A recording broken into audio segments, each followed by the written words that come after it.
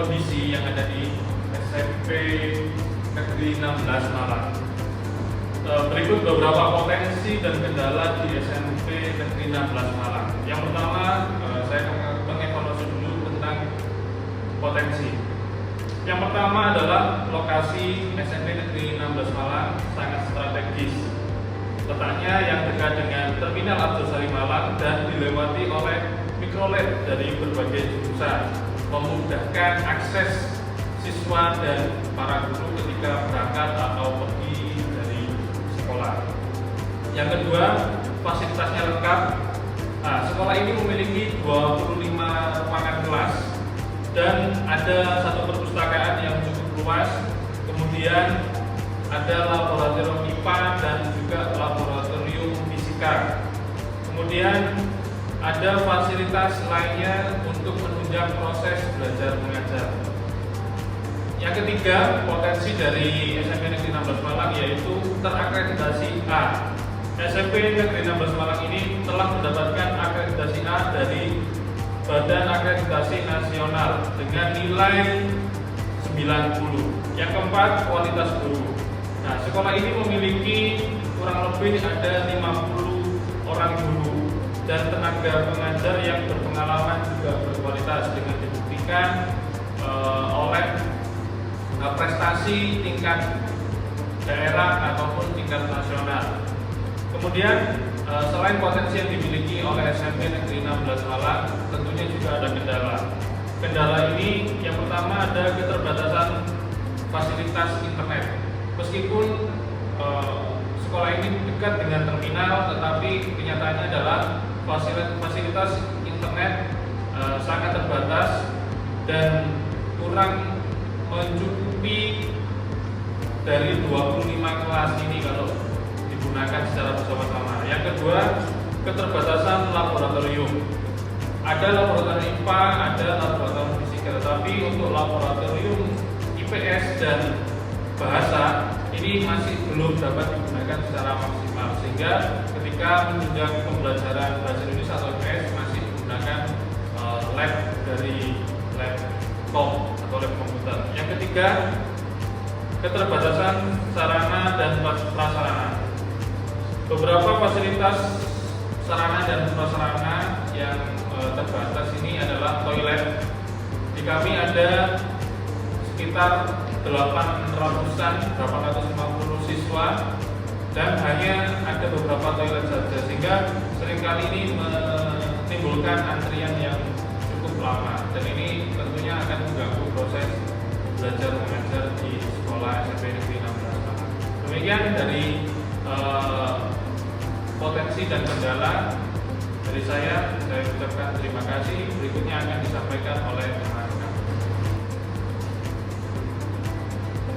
Dan saya akan mengevaluasi tentang identitas modul dan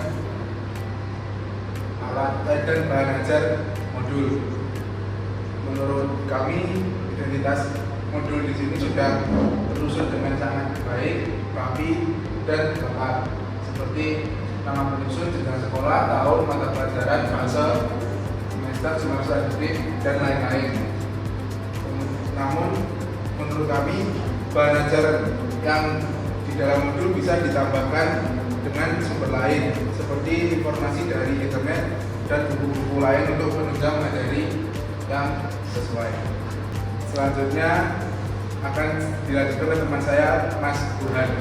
Oke, saya akan melanjutkan materi selanjutnya tentang target peserta didik. Di sini di SMP 16 khususnya, peserta didik reguler atau tipikal umum tidak ada kesulitan mencerna dan memahami materi ajar.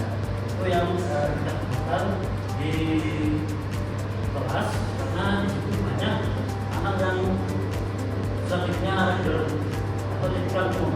Lanjut ke pembuatan model dan proyek pembelajaran.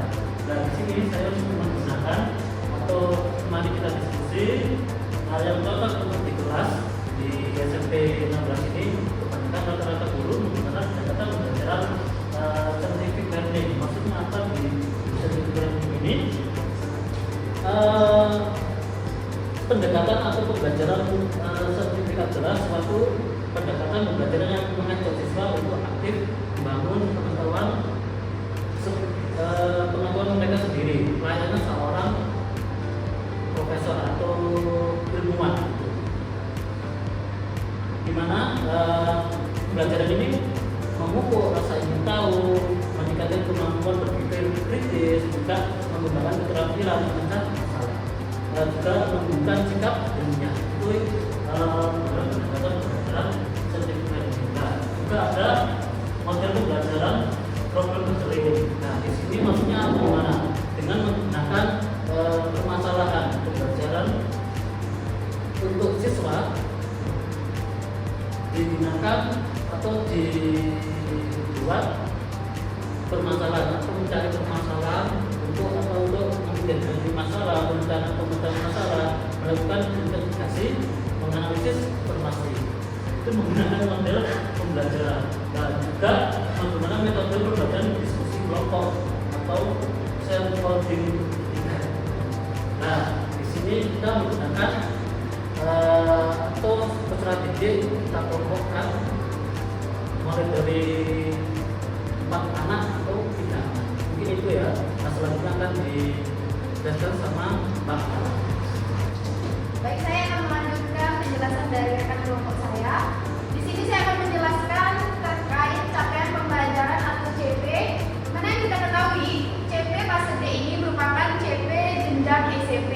Di mana dari modul ini dilihat dari materinya tentang mobilitas sosial, ini modul ajar di kelas 8, yang dimana dari penyusunan CP ini penyusun telah melakukan hal yang benar dengan membawa bagian yang fokus kepada CP untuk pembelajaran kelas 8 materi mobilitas sosial, yaitu peserta didik memahami proses interaksi sosial, lembaga sosial, dinamika sosial, dan perubahan sistem sosial budaya dalam masyarakat yang majemuk untuk mewujudkan integrasi bangsa dengan prinsip kebinekaan.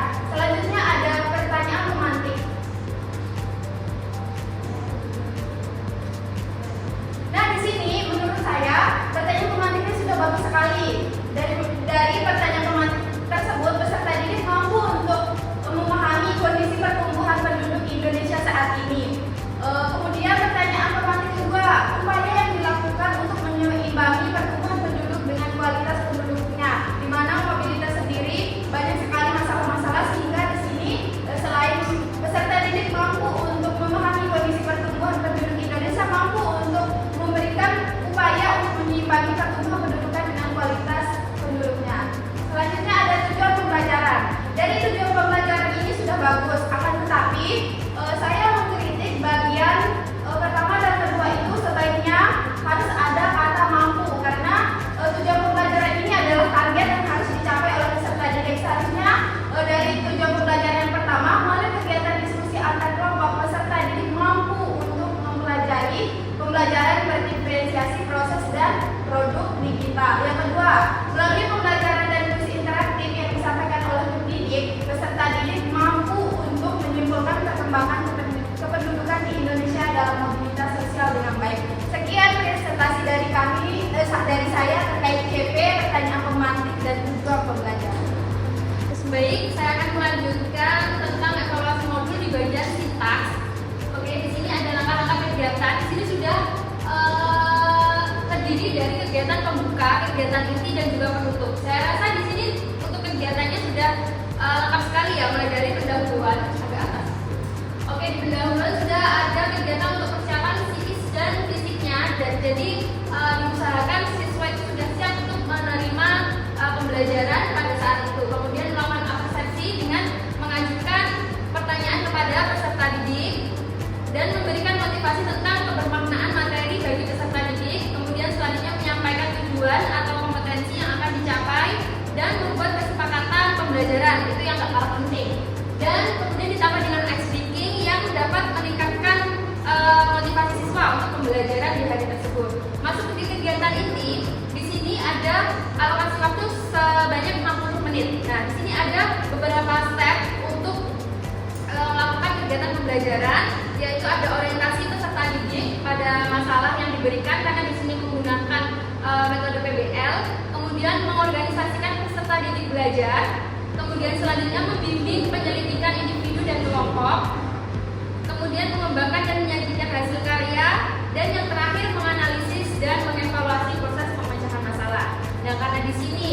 kebanyakan kegiatannya menggunakan kegiatan diskusi kelompok, alangkah lebih baiknya di sini guru harus siap untuk memandu dan membimbing peserta didik yang ada. Nah, di sini untuk kegiatan penutupnya sudah ada manfaatkan kembali penguasaan materi, kemudian mereview kembali tentang materi yang diberikan, dan yang terakhir yaitu refleksi untuk peserta didik. Nah, ini dialokasikan sebanyak 10 menit. Berikut evaluasi yang saya berikan di bagian sintak. Untuk selanjutnya akan dilanjutkan oleh Mbak Una. Baik, saya akan melanjutkan presentasi dari Mbak Citra, yaitu bagian komponen modul ajar asesmen. Di sini kami menggunakan jenis asesmen formatif, yaitu penilaian yang dilaksanakan pada proses pembelajaran. Adapun aspek penilaian yang kita gunakan yaitu penilaian proses, penilaian produk, kemudian RTL atau rencana tindak lanjut. Kemudian teknik penilaian yaitu menggunakan observasi, kerja kelompok, catatan anekdot, portofolio, presentasi produk, pengayaan materi, kreatif, remedi, proyek lanjutan. Kemudian ada pengayaan dan remedial. Di sini pengayaan diberikan untuk peserta didik yang pemahamannya terkait materi sangat baik. Kemudian yang remedial diberikan kepada peserta didik yang pemahamannya akan materi masih kurang baik. Kemudian yang bagian bahan bacaan peserta didik yaitu buku siswa ilmu pengetahuan sosial kelas 8 Kemendikbud pusat kurikulum dan pembukuan. Kemudian ada glosarium yang terdiri dari natalitas, angka kelahiran, mortalitas, angka kematian, kemudian yang ketiga literasi, perpindahan penduduk, kemudian ekspansif, piramida penduduk muda, stasioner, piramida penduduk dewasa, konstruktif, piramida penduduk tua. Kemudian daftar pustaka. Mungkin sekian dari akan dilanjutkan oleh teman saya. Baik, saya akan melanjutkan presentasi dari Mbak Una, yaitu terkait tentang materi yang digunakan di sini adalah materi tentang dinamika penduduk yang ada di Indonesia, seperti terkait dengan natalitas, mortalitas, dan juga migrasi. Kemudian ada faktor-faktor yang mempengaruhinya, ada migrasi internasional dan sirkulasinya, ada piramida penduduk ekspansif, stasioner, kemudian komposisi penduduk, dan juga pertumbuhan dan kualitas penduduk itu sebagai materi dari kelas 8. Kemudian selanjutnya ada lembar kegiatan peserta didik atau LKPD yang sudah dibikin tentang PBL, yaitu tentang diskusi kelompok juga. Nah, LKPD yang dibuat ini ada bermacam-macam sekali LKPD untuk penilaian proses dan penilaian produk menyesuaikan dengan gaya belajar peserta didik dan kemampuan peserta didik. Ini adalah contoh LKPD yang kami buat.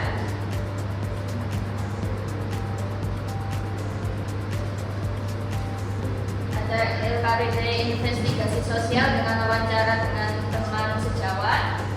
Kemudian ada sosial poli. Selanjutnya ada LKPD proyek di mana siswa bisa membuat peta konsep terkait mobilitas sosial tentang mortalitas, natalitas, dan juga migrasi. Kemudian ada teks video atau tugas video, pembuatan video terkait tentang jenis-jenis mobilitas sosial, bisa mobilitas sosial sinking dan juga mobilitas sosial terpilih. Ini sebagai bahan evaluasi.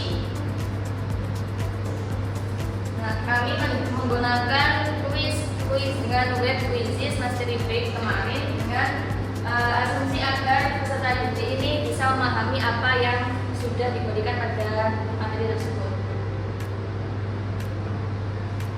Kemudian ini ada instrumen penilaian dari asesmen yang banyak tadi sehingga peserta didik bisa memilih asesmen tersebut atau tugas tersebut sesuai dengan gaya belajar atau kemampuannya. Beberapa yang ada di sini adalah penilaian proses dan penilaian proyek sesuai dengan asesmen yang sudah dipilih oleh peserta didik. Kekurangan kami buat di sini. Mungkin dalam segi kreatif dan inovatifnya kami di sini belum sempat menyediakan mungkin sekian beberapa terkait asesmen yang mana di mana dalam pelaksanaan LKPD masih menggunakan kertas. Sedangkan untuk tahap evaluasi kami sudah menyediakan tentang quizzes yang interaktif, kreatif dan inovatif. Mungkin itu saja yang